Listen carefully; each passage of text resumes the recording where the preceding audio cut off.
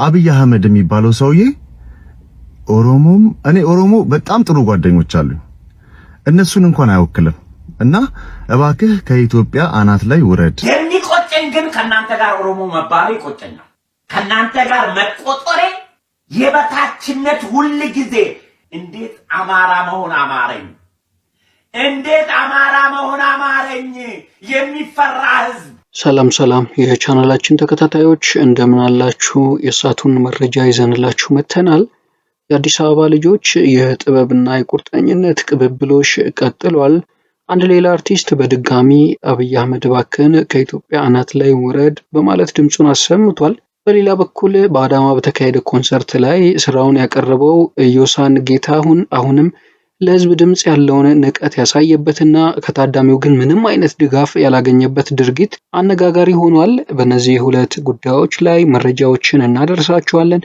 ቻናላችንን ላይክ፣ ሼር፣ ሰብስክራይብ እያደረጋችሁ መረጃዎቻችን ለሌሎችም እንዲደርስ እንድታደርጉ እንግዲህ እንጋብዛለን። አብዛኞቹ የአዲስ ከተማ የኳስ ሜዳ፣ የልደታ፣ የኮካ እና የበነ ሰፈር ልጆች በዚያ ማዕከል ውስጥ እንደሚያልፉ ይታወቃል። ቴዲ አፍሮ፣ አብዱኪያር፣ ጎሳዬ ተስፋዬ፣ አብነት አጎናፍርን ጨምሮ ብዙዎቹ የሙዚቃ ጅማሮ ቦታቸው ከሆነው ውስጥ ይህ እንግዲህ ወወክማ አንዱ ነው።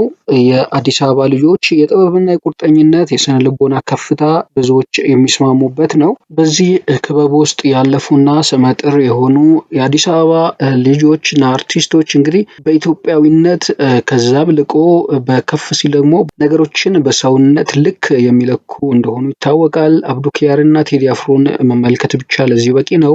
ለምሳሌ አብዱኪያር በግጥሞቹ ምንድነህ አለችኝ፣ ኧረ ምን ልበላት፣ ጥቁር አበሻነት ከፊቴ እየታያት፣ የምነጋገርበት ቋንቋ አንድ አይነት፣ አዲስ ከተማ ነው የተማርንበት፣ ምንድነው ትላለች መልሱልኝ ሀገር፣ እኔስ የሚገባኝ ሰው መሆኔ ነበር በማለት አቀንቅኗል። ቴዲ አፍሮም በአዲሱ ስራው ላይ ወይ ዳታስቆጥረኝ ደማጥንቴን፣ እኔ አውቀው የለም ወይ ማንነቴን፣ ወይ ዳንተ ላንሳበት ባንዲራዬን፣ አረንጓዴ ቢጫ ቀይ አርማዬን በማለት ከሰውነት ብሎም ከኢትዮጵያዊነት ላይ እንደማይወርዱ በግልጽ ያሳዩ ሁለት አርቲስቶችን እንግዲህ በማሳየነት ማንሳት ይቻላል።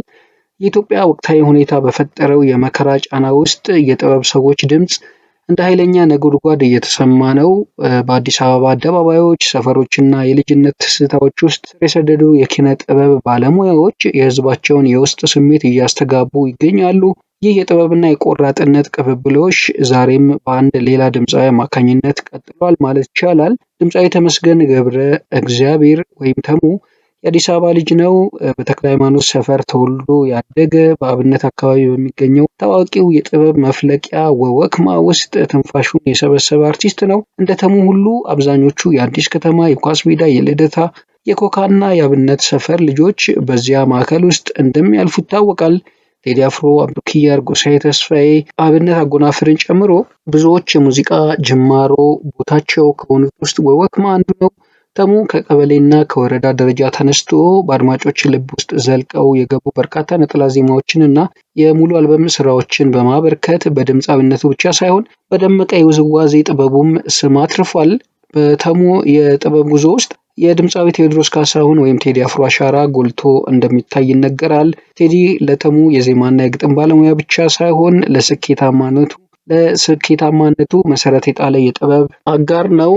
ቃላት፣ ውብ ላይኖር፣ ሀና እንዲሁም የለም የተሰኙትን ተወዳጅ ስራዎች የዚህ የፈጠራ ትስስር ውጤቶች ናቸው። ሰሞኑን ቴዲ አፍሮ በለቀቀው አዲስ አልበም የኢትዮጵያን ወቅታዊ ምስቅልቅል ፖለቲካና የአዲስ አበባ ነዋሪን የልብ ትርታ በኃይለኛ የጥበብ ቋንቋ መግለጹ የሚታወቅ ነው። በዚህም ሳቢያ በስርዓቱ በኩል የሚደርስበትን ጫናና ህገወጥ ድርጊት አድማጩ በቅርበት የሚከታተለው ጉዳይ እንደሆነ ሁላችንም እናውቃለን። አሁን ደግሞ ተራው የድምፃዊ ተመስገን ገብረ እግዚአብሔር ወይም ተሙ ነው። በቲክቶክ ገጹ ባጋራው ቪዲዮ የኢትዮጵያን አሳዛኝ ሁኔታ በማስታወስ የልቡን ቁጭት እንዲህ ሲል እንግዲህ አውጥቶታል። ይህ ፖለቲካ አይደለም፣ የሰው ልጅ የመጨረሻው የትዕግስት ደረጃ ላይ ሲደርስ የሚያሰማው የውስጥ ስሜት ነው። አንድ ሰው ወይም አብይ አህመድ የሚባል ሰውዬ አገርን የራሱ የግል ንብረት አድርጓታል። ተዋደውና ተከባብረው ባሳደጉን አባቶቻችን መንገድ ያደግነን። አሁን ግን ሁሉም ነገር በብሔር መከፋፈሉ አገሪቷን ለከፍተኛ አደጋ ዳርጓታል። ስለዚህ አብይ አህመድ እባክህን ከኢትዮጵያ አናት ላይ ውረድ በማለት ጠንካራ፣ ግልጽ፣ ቀጥተኛ መልእክት ነው ያስተላለፈው። ሰላም ጤና ይስጥልኝ። ተመስገን ገብረ እግዚአብሔር ነኝ። ዛሬ በአዲስ ቪዲዮ ነው የመጣሁት። በጣም የሀገራችን ነገር እንግዲህ እንደምታዩት በጣም ያሳዝናል። አብይ አህመድ የሚባል ሰውዬ በጣም ዲክታተር፣ በእውነት ነው የምነግራችሁ። ያው ተሙ ፖለቲካ አያምርብህም እንዳትሉኝ፣ ይሄ ፖለቲካ አይደለም። ፖለቲካ ሳይሆን በቃ ይሄ ምንድነው የሚባለው የሰው ልጅ የመጨረሻ ደረጃ ላይ ሲደርስ ማለት ነው። እኔ አም ቪክቲም በጣም ቪክቲም ነኝ፣ ተጎድቻለሁ ምናምን በዚህ መንግስት። ግን አሁን ደግሞ እየሆነ ያለው ነገር በጣም ፈር የለቀቀ ሆነ ማለት ነው። የአንድ ሰው ብቻ ሀገር ሆነ ሁላችሁ ነው። በጣም ተዋደው ተከባብረው ያሳደጉን አባቶቻችን ከየት ነው የመጣኸው፣ እንዴት ነህ፣ ማነህ ሳንባባል ያደገን ሰዎች ነን። እኔ ያደግኩበት ማህበረሰብ እንደዛ ነው። ሁላችንም እንደዛ ነው ያደግነውና አሁን ምን ሆነ መሰላችሁ የብሔር ነገር ምናምን እንደዚህ። እኔ በእውነት ነው የምነግራችሁ፣ እንዴት እንዳያችሁት አላቅም። አብይ አህመድ የሚባለው ሰውዬ እኔ ኦሮሞ በጣም ጥሩ ጓደኞች አሉኝ፣ እነሱን እንኳን አይወክልም። እና እባክህ ከኢትዮጵያ አናት ላይ ውረድ የሚለውን መልእክት መናገር ፈልጌ ነው። ይሄንን ማስተላለፍ ስለፈለኩኝ ነው። አብይ አህመድና የአገዛዝ ስርዓቱ በቴዲ አፍሮ የጥበብ ምቾት ሲፈተኑ እንደቆዩ ሁሉ አሁን ደግሞ ተሙ በግልጽና በድፍረት ያስተጋባው የውድቀት ጥሪ በህዝቡ ዘንድ ሰፊ መነጋገሪያ ሆኗል። አብይ አህመድ ከኢትዮጵያ አናት ላይ ውረድ የሚለው መልእክት ከዳስ ጣል በኋላ በኢትዮጵያውያን በማህበራዊ ሚዲያ ገጾች ላይ ሌላ ትልቅ ማዕበል እንደሚፈጥር ይጠበቃል። አሁንም እንግዲህ በርካቶች ይህን መልእክት እየተቀባበሉ ይገኛሉ። ከቴዲም ሙዚቃ ጋር ወይም ከተቃውሞ ድምጽ ጋር የተሳሰረ ሆኗል ማለት ነው። ማህበራዊ ሚዲያው ላይ ይህ በሰፊው እየተጋራ ይገኛል። በሌላ በኩል እንግዲህ በአዳማ በነበረ አንድ ኮንሰርት ላይ ኢዮሳን ጌታሁን ያደረገው አነጋጋሪ ድርጊት እንግዲህ በርካቶችን አሳዝኗል። አሁንም መነጋገሪያ ሆኗል ማለት ነው። ይህ አርቲስት እንግዲህ ለቴዲ አፍሮ መልስ የሚሆን ሙዚቃ ሰርቶ እንደነበር የሚታወስ ነው፣ በቅርብ ጊዜ ማለት ነው። አሁን ደግሞ በኮንሰርት ላይ ተገኝቶ ባደረገው ንግግር ሙዚቃ ከመጀመሩ በፊት በአማርኛ ባደረገው ንግግር እንግዲህ ሀገር ለሞተባቸው ሰዎች አንዴ የህሊና ጸሎት እናድርግ ማለቱ መነጋገሪያ ሆኗል። ያም ሆኖ ከኮንሰርቱ ታዳሚዎች ምንም አይነት ምላሽ ሳያገኝ ቀርቷል ማለት ነው። ያሰበውን ድጋፍም ሊያገኝ አልቻለም። ታዳሚዎች በጸጥታ ነበረ ሲመለከቱት የነበረው። ይህም አነጋጋሪ ክስተት ሆኗል። በርካቶችም ቁጣቸውን እየገለጹ ይገኛሉ።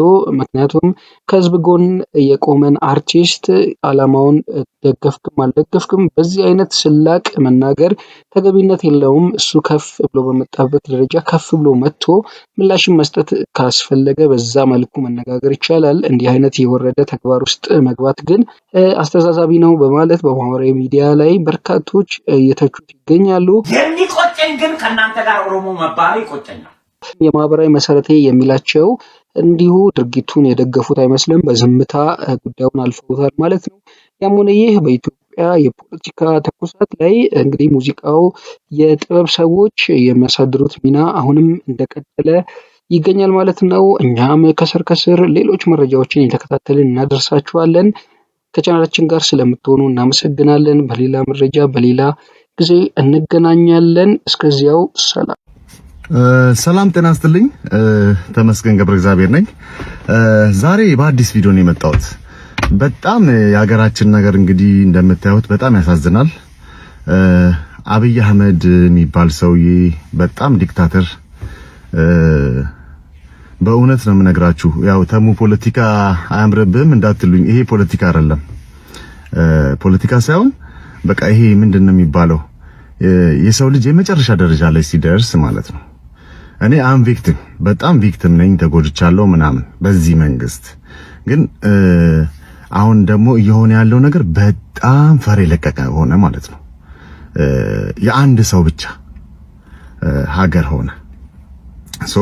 ድንገት ቪዲዮ ከተቋረጠ ቀጥልላችኋለሁ። እሱ ለመናገር ነው የፈለኩት ሁላችሁ ነው። በጣም ተዋደው ተከባብረው ያሳደጉን አባቶቻችን ከየት ነው የመጣኸው፣ እንዴት ነህ፣ ማነህ ሳንባባል ያደገን ሰዎች ነን። እኔ ያደግኩበት ማህበረሰብ እንደዛ ነው። ሁላችንም እንደዛ ነው ያደግነውና አሁን ምን ሆነ መሰላችሁ የብሔር ነገር ምናምን እንደዚህ እኔ በእውነት ነው የምነግራችሁ። እንዴት እንዳያችሁት አላቅም። አብይ አህመድ የሚባለው ሰውዬ ኦሮሞም እኔ ኦሮሞ በጣም ጥሩ ጓደኞች አሉኝ፣ እነሱን እንኳን አይወክልም። እና እባክህ ከኢትዮጵያ አናት ላይ ውረድ የሚለውን መልእክት መናገር ፈልጌ ነው። ይህንን ማስተላለፍ ስለፈለኩኝ ነው። የሚቆጨኝ ግን ከናንተ ጋር ኦሮሞ መባሌ ይቆጨኛል። ከናንተ ጋር መቆጠሬ የበታችነት ሁል ጊዜ ምስጢር ካልጋ ላይ ስትለው አማራኔ ጣለኝ፣ እግሩን እንቅፋት ሲመታው አማራኔ መታኝ፣ ስርበው አማራኔ አስራበኝ፣ እንቅልፍ እምቢ ሲለው አማራ ጎረቤቴ ስለሆነ ነው፣ ድህነት ሲይዘው አማራ ጠንቁሎብኝ ነው። በእንደዚህ አይነት የሚኖር ማህበረሰብ እንዴት አማራ መሆን አማረኝ? እንዴት አማራ መሆን አማረኝ? የሚፈራ ህዝብ እንዴት የአማራ ባህል ቋንቋ ውስጥ መወለድ አማረኝ? እንዴ ስጧቸው ለአባል አማራ ካላሉ ምስታችሁም እንኳን የምታምጥ አይመስለኝም። አታረግዝም። ማታ ማታም ፓርታን አውልቃ አልተኛም ካለ ምስቶቻችሁ ዛሬ ማታ ከአማራ ጋር ነው እንደዋልችሁ እንደምትሉ እርግጠኛ ነኝ። ዛሬ ማታ እንዲያልሽኝ ከአማራ ጋር ነው የዋልሽው እንደምትሉ እርግጠኛ ነኝ።